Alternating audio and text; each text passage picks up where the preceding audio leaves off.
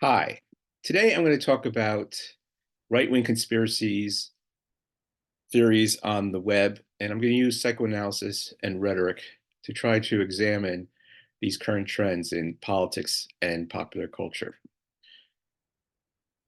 One thing I want to argue is that we need to take a Freudian approach to decoding these gurus.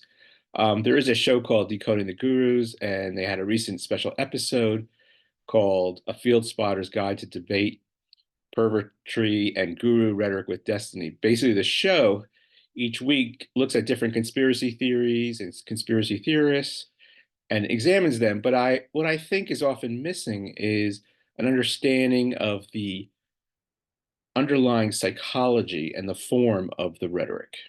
So they often look at people like Joe Rogan, Jordan Peterson, Brett Weinstein, Alex Jones, and these are powerful figures in our current media culture. And I think in order to really fully understand them, we have to turn to Freud. So one of the things that's needed is to use reason to try to decode unreason. Now, it's easy to show how wrong and hypocritical these conspiracy theories and circulators tend to be. However, if we want to understand the underlying psychology, we have to address certain questions. For instance, why do Rogan, Peterson, and others repeat so many of the same conspiracies? Part of the answer is, of course, they're part of the same media echo chamber. They share the same information diet, and they recirculate things that they hear from each other and from other media sources. But also underlying that repetition of conspiracies is that they tend to deny all of the same things, like the effectiveness of vaccines, the need to act on climate change, and the value of state regulation.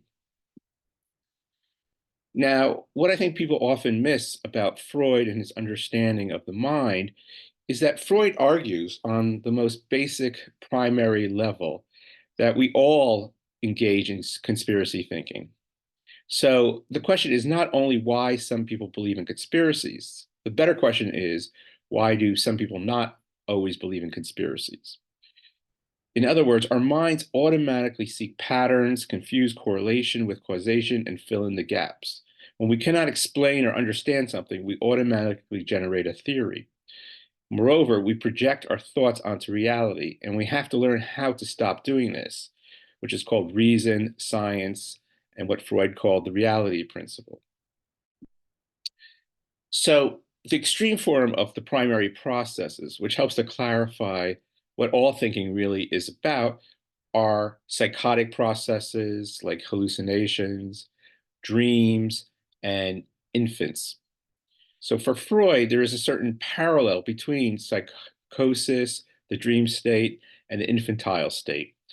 He argues that our first response as humans to a desire is to imagine a past scene of satisfaction. In other words, we automatically, unintentionally hallucinate a scene.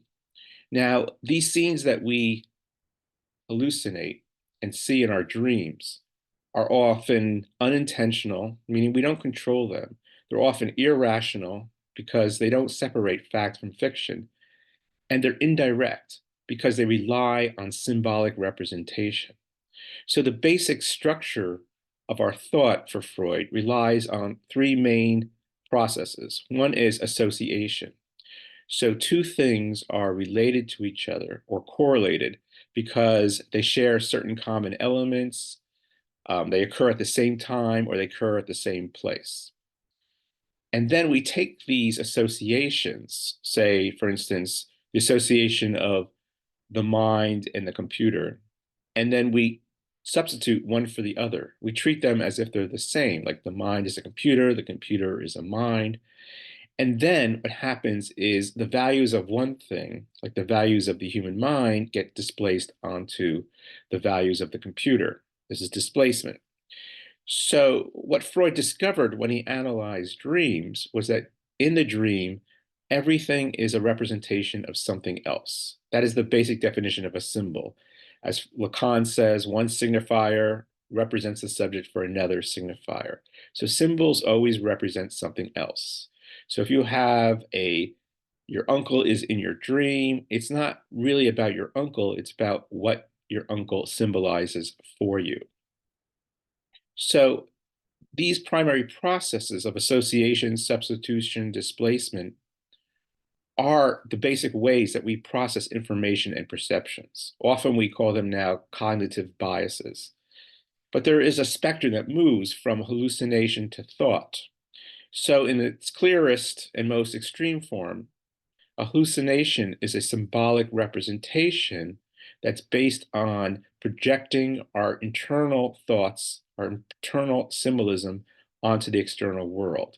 And so that we treat our thoughts and representations as if they are in reality. Now, another form of this, a less severe form of hallucination, is magical thinking, superstition, and intrusive ideas, and what Lacan calls in general paranoid knowledge. Now, social influencers on the web, they profit from attention, identification, and their ability to explain things. They're often opportunists, which tends to lead to a borderline sociopathic personality in a sense that they're extremely selfish and cynical. And by cynical, I mean one definition of cynicism is that someone who doesn't trust other people because they believe that everyone acts only on their own selfish desires and needs. And so, because the individual is selfish, they assume that everyone else is totally selfish. And so, there really is no trust in any type of collective or social organization.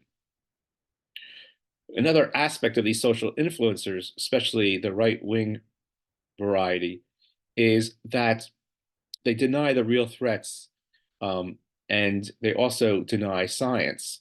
So, they deny climate change, medical science.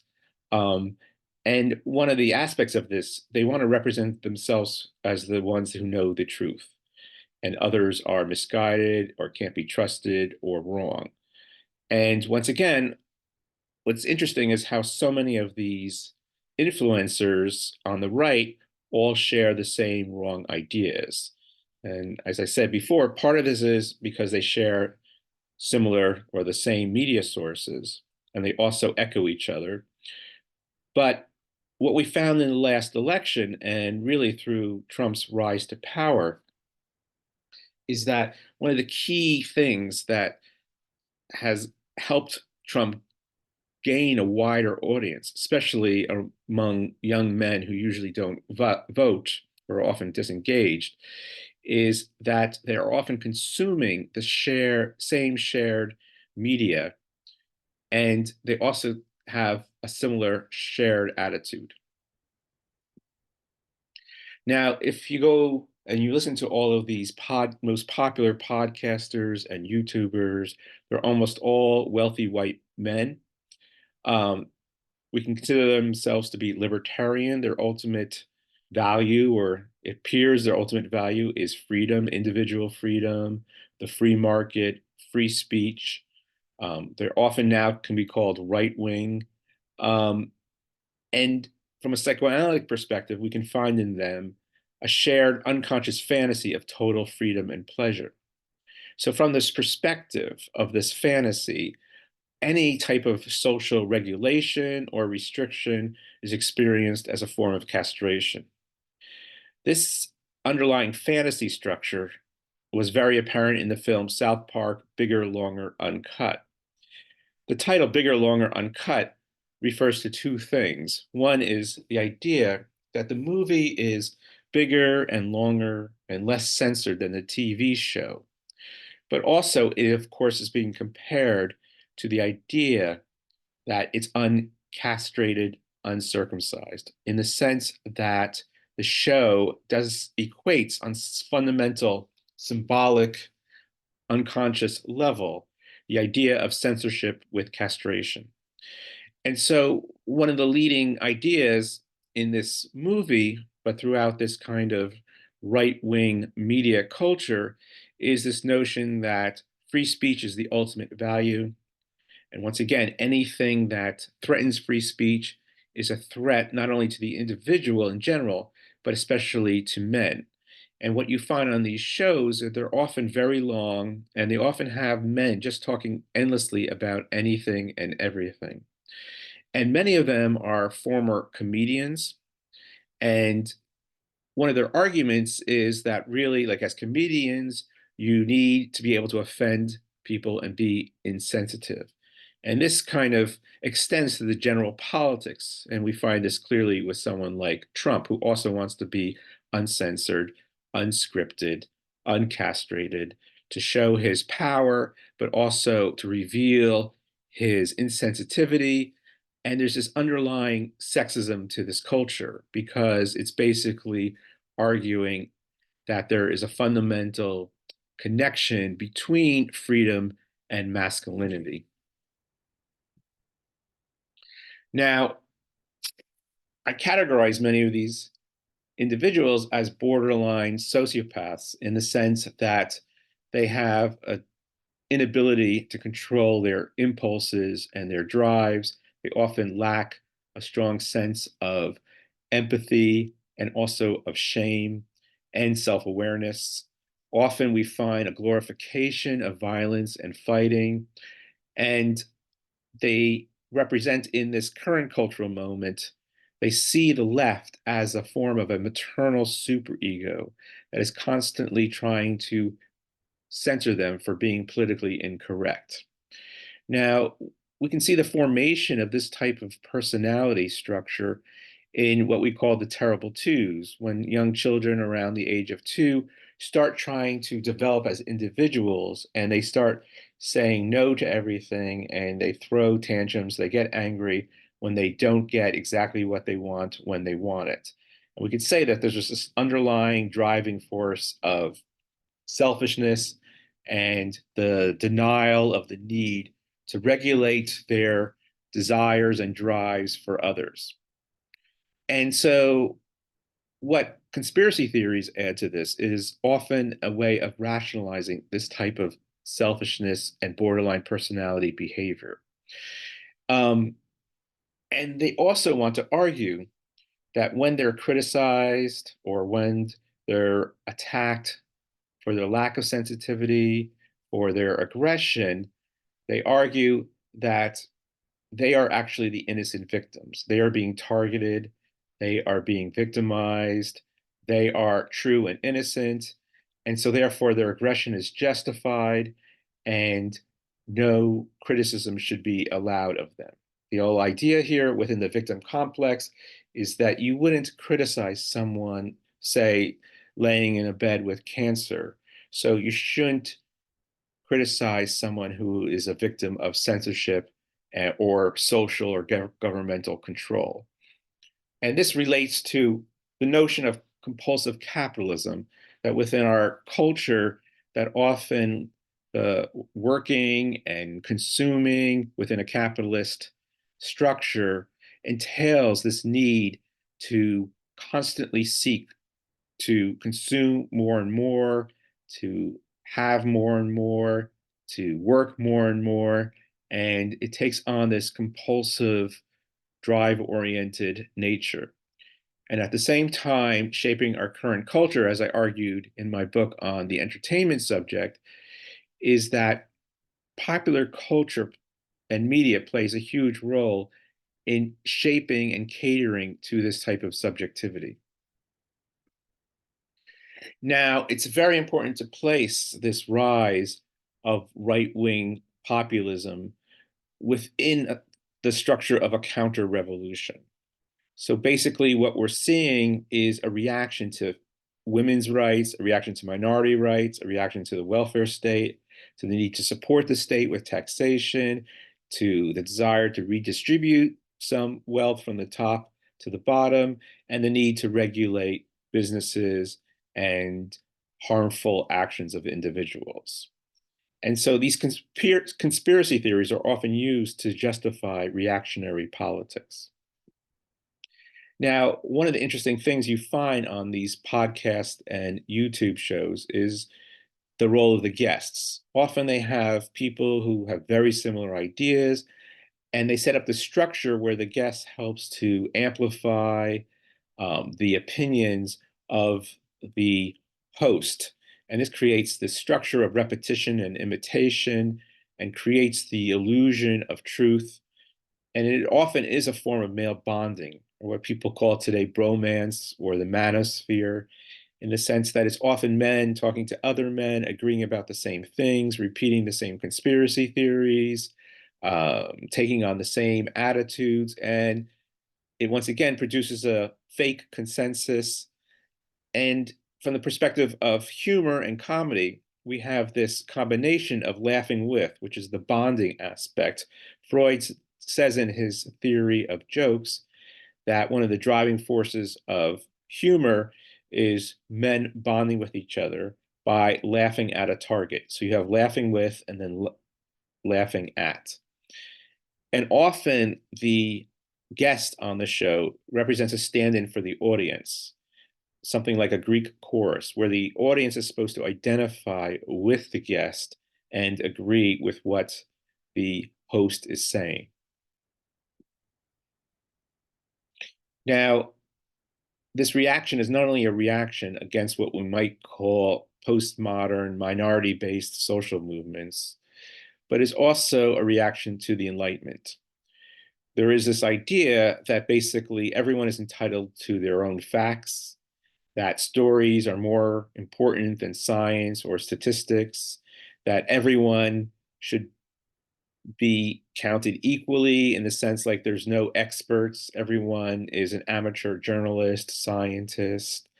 There's a strong anti-elite sentiment, but it's often a populism from above, meaning it's not driven by the people or by, say, the working class, but is often something that is funded and powered by the wealthiest individuals within the society.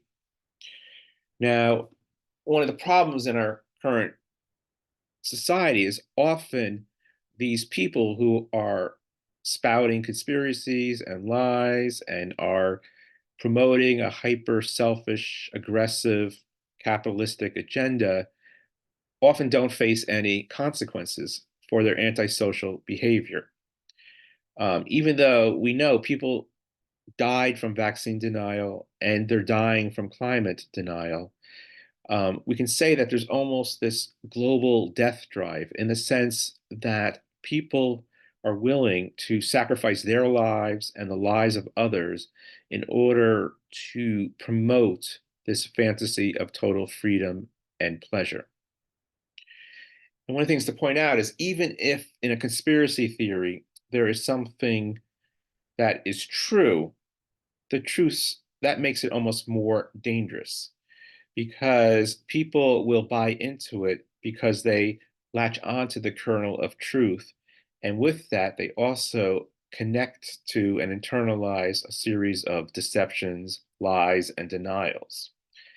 And so there's this idea like the devil does not look like the devil. In other words, often when someone is sending a destructive message or something is bad for you, it is often wrapped in a positive message or a positive sensibility. Now, one of the major problems with this discourse is it denies the need for global solutions to global problems like climate change, pandemics, international crime, taxation, multinational corporations. And the focus is often only on the personal, the local, or the national. And so they're blind to the broader systemic approach. And they often present a false view of science. Instead of seeing science as based on probability and consensus, they argue that once they find one single flaw or mistake, then the whole science can be rejected. And we saw this clearly within the reaction to COVID. On the other hand, Freud argues that the move from a society based on conspiracies and what he calls animism, we engage in science when we realize the limits of our knowledge and we move beyond what he calls omnipotent thought. That is, we show ourselves open to correction and to reality testing. But in the current culture, what we often have, instead of real science and real journalism, we have this type of fake media, fake journalism, where there's no real institutional editing or fact checking. And there often is this underlying rejection of universal human rights, even though they represent themselves as liberals a lot of the time. They are fundamentally unaware of their own bias. So, what are the solutions? Well, first of all, I would argue we have to understand how the primary mind works. And we have to continue to expose lies and conspiracies. And we can't allow someone like Trump to bully us. So we have to try, even though it's very difficult and it often fails, to hold these bullies and conspiracy theorists accountable.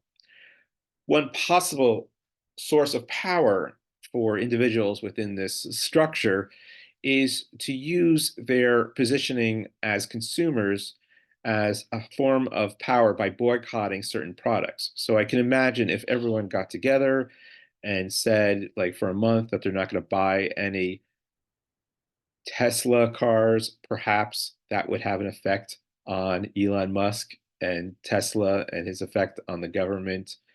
But we need some form of solidarity among people in this period where it seems like most of our political and social institutions are breaking down. It's also necessary, as I've been saying, to take a global perspective because ultimately we need global solutions to global problems. Unfortunately, very few people ever talk about this need for a global response and to think on a global basis. Thank you.